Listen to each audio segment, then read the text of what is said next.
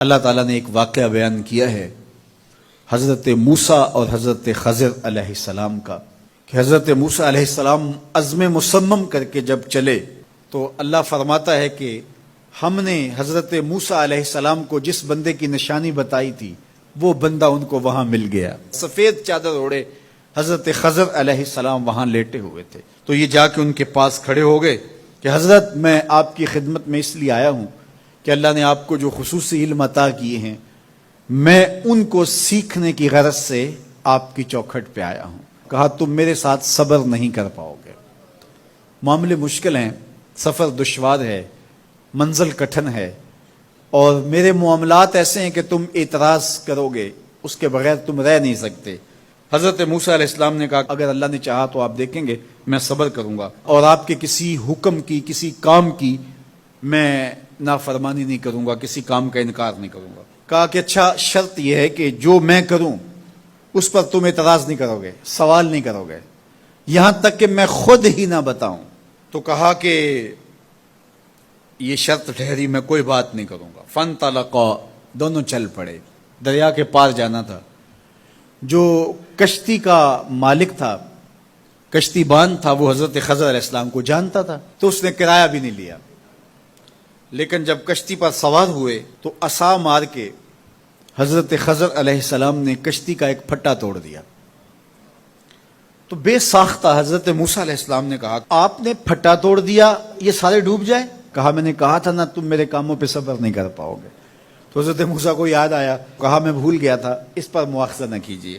پھر دونوں چل پڑے، بچے کھیل رہے تھے، ایک خوبصورت لڑکا وہ بھی بچوں میں کھیل رہا تھا۔ حضرت خضر آگے بڑھے اور اس کی گردن مروڑ دی، اس کو قتل کر دیا۔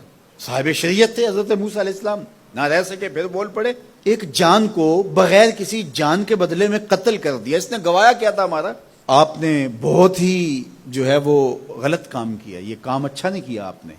کہا میں نے کہا نہیں تھا کہ تم میرے ساتھ صبر نہیں کر پاؤ گے۔ کہا ایک موقع اور دے دیجئے، اب اگر میں نے کوئی اعتراض اٹھایا تو پھر دوبارہ مجھے آپ اپنی صحبت میں نہ رکھیے، عذر تمام ہو جائے گا۔ پھر دونوں چل پڑے، یہاں تک کہ ایک بستی میں دونوں آئے تو آپ نے بستی والوں سے کہا کہ ہم مہمان ہیں، آپ ہماری مہمان نوازی کیجیے، کھانا کھلائیے۔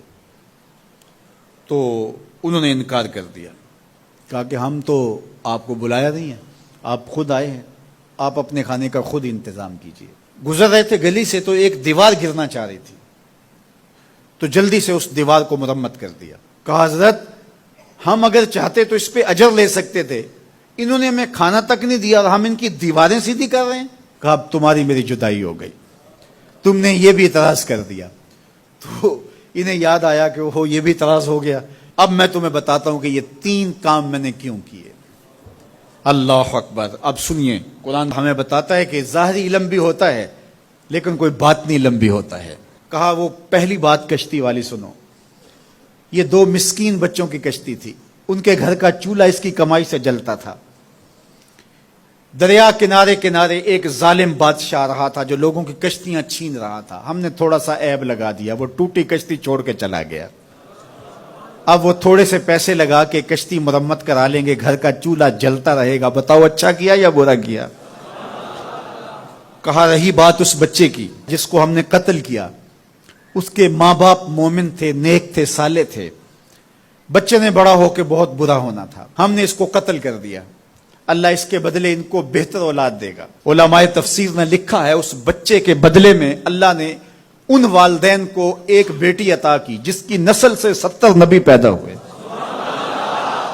دیوار کی کہانی بھی سن لیجئے، یہ شہر کے 2 یتیم بچوں کی دیوار تھی اور اس کے نیچے ان کا خزانہ تھا اور ان کا باپ بڑا نیک تھا۔ خزانہ دیوار کے نیچے ہے، دیوار گرنا چاہ رہی ہے، کسی معمولی دھکے سے گر جاتی۔ 2 ہی صورتیں تھیں، یا وہ بچے خود اپنا خزانہ اٹھا لیتے یا لوگ اٹھا کے لے جاتے۔ لوگ اٹھا کے لے جاتے پھر بھی ہاتھ میں کچھ نہ آیا، اور اگر وہ خود اٹھا لیتے تو بچے ہیں، بچپنے کی وجہ سے وہ اس کو اڑا دیتے۔ تو ہم نے اس کے اوپر دیوار کھڑی کر دی، جب تک وہ اس قابل نہیں ہو جاتے کہ یہ خزانہ نکال کے اس کو صحیح مصرف پہ لگا سکیں، اتنی دیر تک دیوار گرے گی نہیں۔